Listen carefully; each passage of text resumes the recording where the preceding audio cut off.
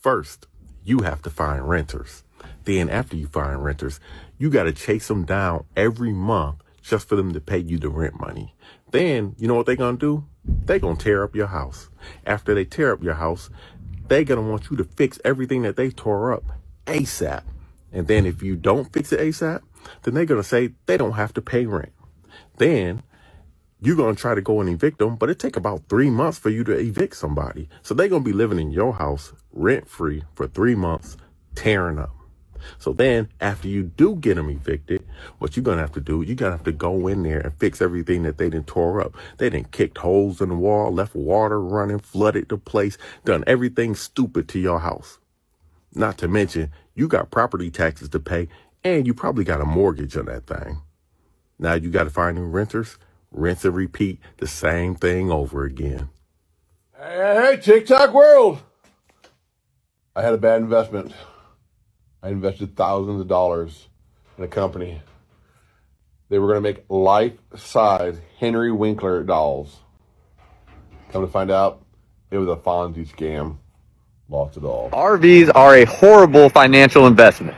This is one of the most common comments that I get on all of my videos, and I agree 100%. That's why I have never and would never advise somebody to look at purchasing an RV as a financial investment. It is an investment in making memories, just like when you invest in flights and hotels and things like that, that depreciate to absolutely nothing the second you spend your money. Those are not worth anything at that point.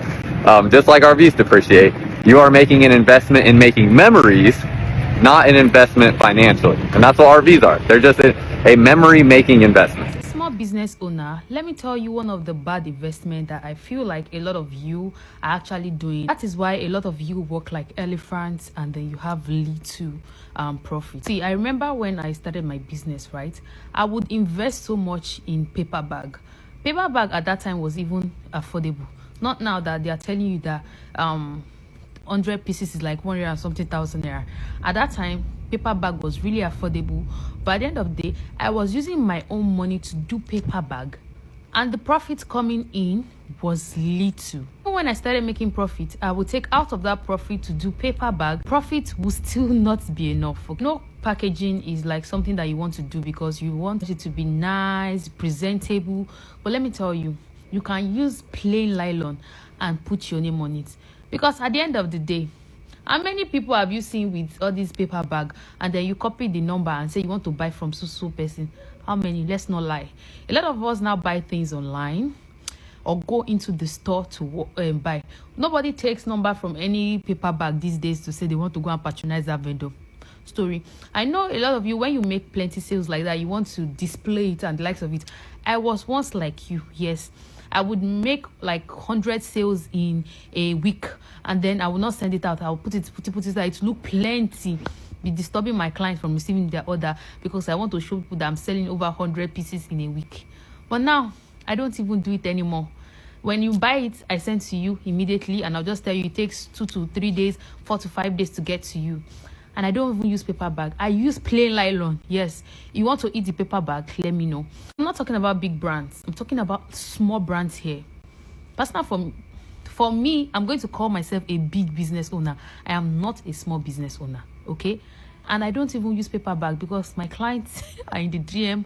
They don't check one place. Because my clients will even tell you, please don't use paper bag for me. I don't want people to see that I'm using spiritual products. Now, waiting me, I like be that. Now, I'm saving myself costs. And I'm seeing much profit. The one I used to go and do paper bag of 500,000 naira because of the quantity of order I send out. I'll use that money to add more market to my business and then keep selling out, right? So as business owner, you have to take this thing one step at a time. Paper bag, Sakama and Jenny Boboye. As customers also try to reason when these people don't give you paper bags. They are using all this small mail nylon and all that. That one is still okay, looks presentable, okay? I really want to say, and that's why a lot of you do not even see the profit of what you're selling. Let me know if you think I'm wrong. I'm open to being wrong, all right, but this is just my point of view, especially to small business owner. I'm not talking about the big ones, okay? That even if they sell their thing 500,000, people are going to buy. I'm talking about you. You know, there are some people that they will sell what you're selling for 5,000, and some people will sell it for 100K and they will still make sales because they have the audience. Those people not you that you sell 5,000 before you even see customers. I'm not talking about you. Anyways, thank you guys. And don't forget, I sell spiritual product like the money product, favor product, love and attraction product. I also run the name reading feature. This one help you check everything happening in your life, things to do, things to prevent, and the likes of it. That is 8,000. I also run the compatibility one, help you check if you and your partner are compatible or you're not. That one is 15,000. If you're interested, send me a message or click the link in bio, and I'll drop my WhatsApp number in the caption. The fluff. Bye. People buy condos to hopefully have them paid off one day so they can cash flow $2,000 a month, right? Right now, there is over 33,000 condos. 33,000 condos sitting on the market in the GTA alone. So if you really need to offload yours, who's buying? You're stuck and you're bleeding. On top of that, tenants aren't paying, equity's gone, and you're covering rising costs every single month. And guess what? Nothing's in your control. You don't control interest rates. You don't control inflation. You're just hoping that the market saves you.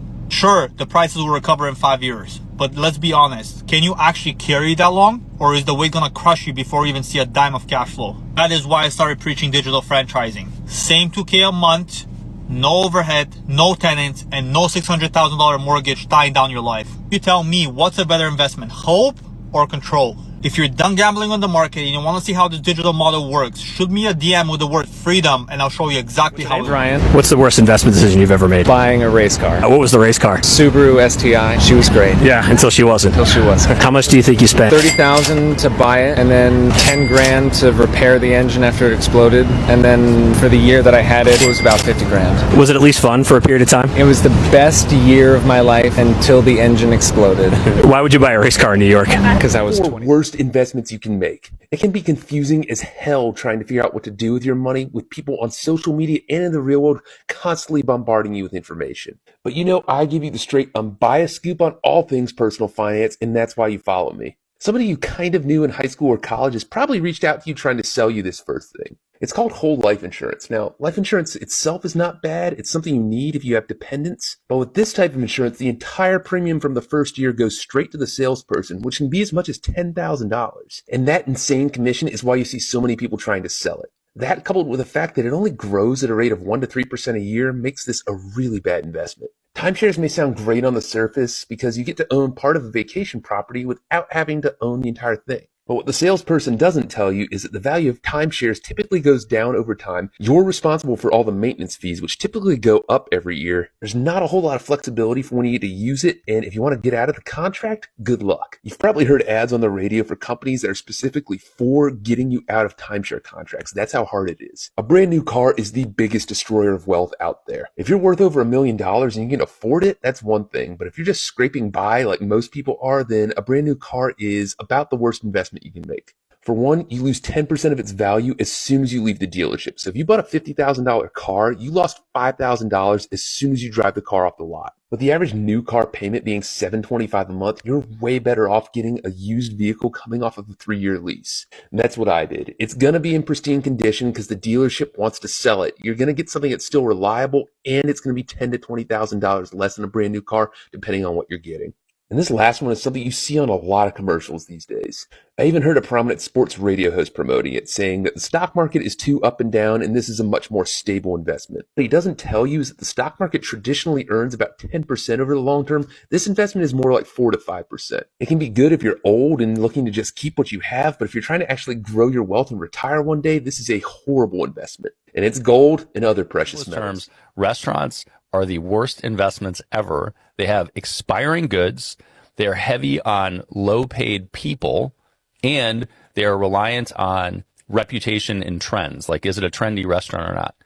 Those are horrible things to have in your investments, right? Yep. If you can eliminate expiring goods, great. If you can eliminate a shitload of people that aren't paid very well, great. And if you can eliminate this, like, is it popular or not in the moment thing, you're going to be way ahead. House, worst investment you'll ever make in your entire life. Let's say you paid $1 million to buy a house. Average house here is $576. $576 is what you paid. Now you need 12% for broker fees. Let's say you keep the house 10 years. You need 10% in maintenance fees. It's 1% a year in maintenance fees. It's about 2% in property taxes every year. That's 20%. 2 times 10 is 20. And it's probably 7% to the bank, so that's 70%. Total those up, it's 112%. A $576,000 home will have to be sold for $1.2 million in 10 years. you're not going to sell it for that. For someone that's done so well, is so successful, and worth so much money, I can't believe he says the stupidest shit sometimes. So buy a house, make extra principal payments for 15 years, get it paid out for 15 years. The next 15 years, you don't have a mortgage payment. You're not paying rent. You can use that money to invest and have your money make money while you sleep. For anyone that says buying or building a house is not a good idea, that's just flat out stupid. Do you agree with Grant Cardone? I think he's out for life. I've spent money on a lot of stupid shit,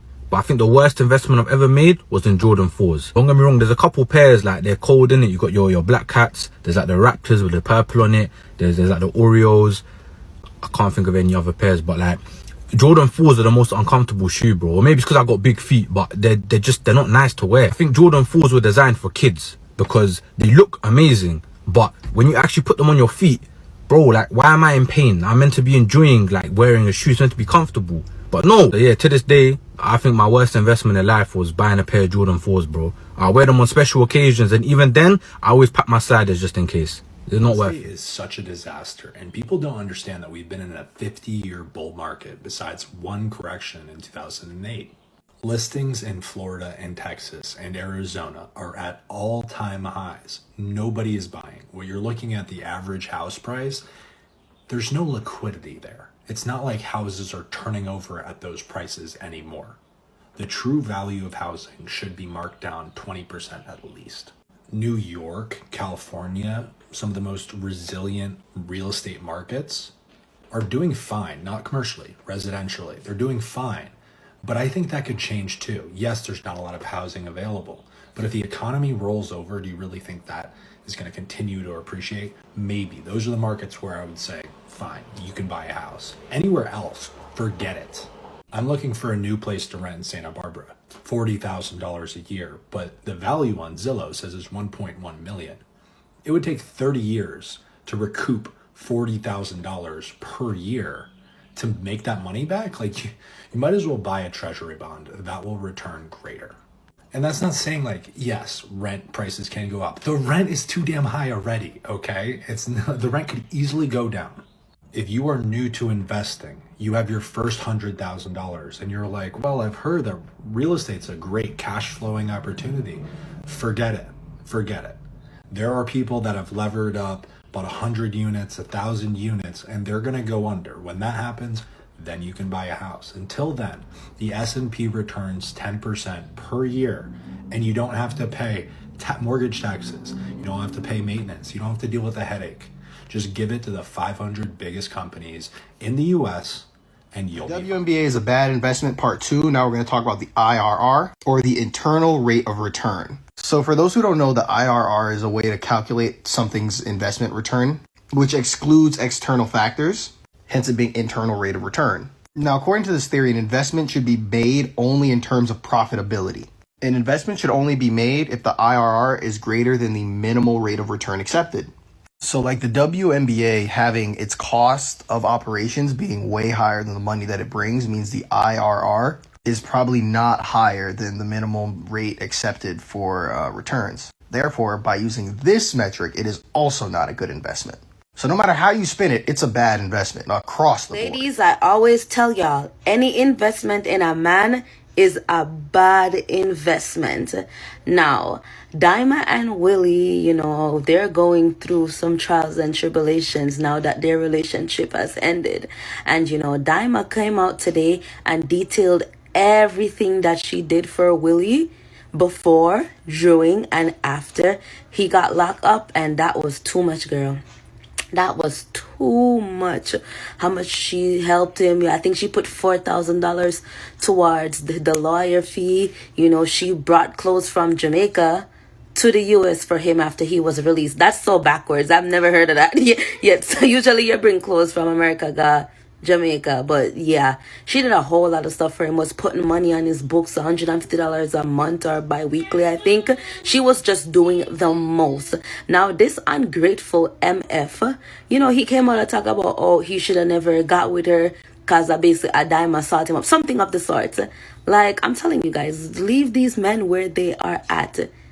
Any investment in a man is a bad investment. And hopefully Daima learns from this.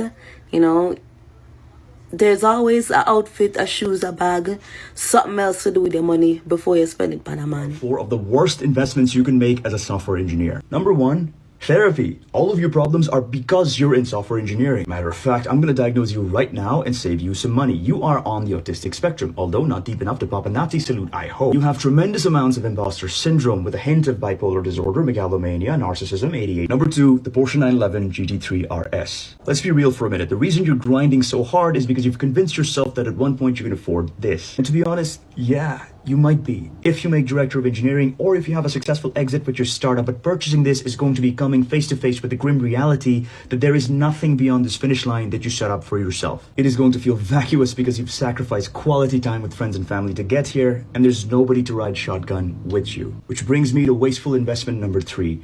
Paying for a subscription on dating apps. Dating is a waste of time. It's only going to distract you from the grind set that's going to get you to the Porsche 911 GT3. You're much better off investing all of that money into cloud credits to build yourself an AI girlfriend. It's going to look way better on your resume. But you're going to build a shitty AI girlfriend. You don't know the first thing about romantic love, which brings me to bad investment number 4, OnlyFans subscriptions.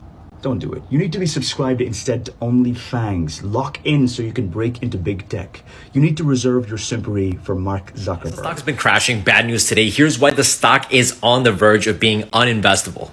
Elon Musk is in the news again after forming the America Party, risking the wrath of Donald Trump again and causing distractions for Tesla stock. Some immediate consequences is that a Tesla ETF has been delayed. It's one more reason why the stock has been downgraded by an analyst. And even a longtime bullish analyst, Dan Ives, said that the Tesla board of directors could get involved. There are many reasons why I personally do not invest in Tesla stock and think that a lot of people shouldn't. If you look at the history over the past 3 years for this stock, the max decline on a year-to-year basis is almost 56% on average. That's extremely volatile. The current price to earnings ratio is 160, which is the highest it's been over the past 3 years. A high valuation would be fine if there's a lot of growth expected, but analysts do not expect much growth at all, and the forward price to earnings ratio is still over 150. Of course, with the EV credits being discontinued in September, that is not a good thing for the company's demand. And besides that, future products like Tesla Optimus, its humanoid robot, there's a lot of issues there. There's just so much going on with this stock and with Elon Musk that I think there are many other better companies that you can invest in and not have to worry about events happening from this week to the next. That's just my personal take. What do you guys think? Let me know in the comments below and follow for more stock market ideas. I feel really stupid over what just happened. I got scammed out of all my crypto, over 5,000 euro worth. But if this helps at least one person, you know, not to do the same what I did, I think that would be a consolation. All my Bitcoin gone. But yeah, so my the official text message thread that I had with Binance since the day I opened Binance got intercepted. And you know, it was official, it was good until last week. A scammer got in and basically was grooming me for a few days now. Anyway, I ended up calling the number because they said there was suspicious activity, and you know, one thing led to the other. He helped me, you know, enter into my Trust wallet. He told me my Trust wallet, where I keep all my crypto, was under risk. And he said we should open a new Trust wallet, and proceeded to send me a seed phrase, which is when my spidey senses went off. And I didn't listen to that inner voice that told me, you know, be careful. You know, I'm speaking to an official number. How could this be a scam? This is definitely, you know, not a scammer. And I ignored my inner voice. And I ignored also the voice of my boyfriend. You know, it was inside. You know, I had him in my head. He's a crypto whiz. He knows everything to do with crypto. He was also scammed at one stage in the past, so he's very cautious, and he's always been telling me, be careful, Alina. But you know, I ignored those two voices in my head, and I listened to this official voice. So guys, never do that. Never ignore your inner voice. Ignore when the spidey senses come. there's something to it. And number two, even official communication with a platform could be intercepted, and they can scam you out of your crypto. The one thing trading is going to do is going to show you how greedy you actually are, okay? Because how is it that you make $25 an hour, but you make $500 in 20 minutes and you do not take profit? How is that? How is that? Can someone answer that for me, right? Okay, so if you're not having success as a trader in the market and you're doing silly stuff like that, right, it's telling you about yourself. As traders, the stock market will tell you everything about your psychology, right? Because if you're greedy in the stock market, chances are you're greedy in real life, right? You're greedy when it comes to food, you're greedy when overindulge in things that you probably shouldn't, like sex, drugs, alcohol, things like that, right? So until you work on your psychology, or until you recognize that those things go hand in hand, you will struggle as a trader.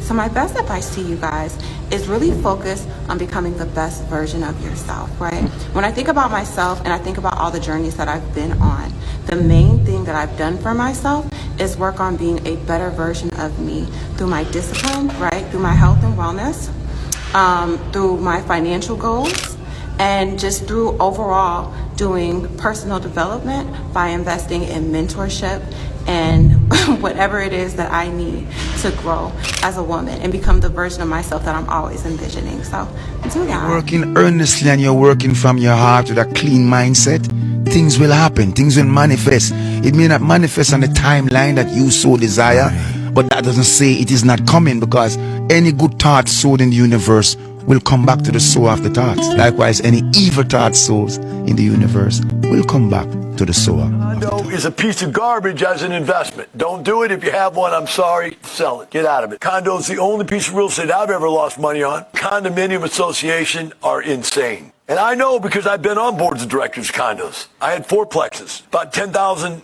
square feet per building, fourplex, right? I also owned a 1,400 square foot unit fourplex inside a condominium association where I owned all 4 units, but they were really condos. When I went to have this unit painted, the big one, it cost me $3,000 to paint the whole building.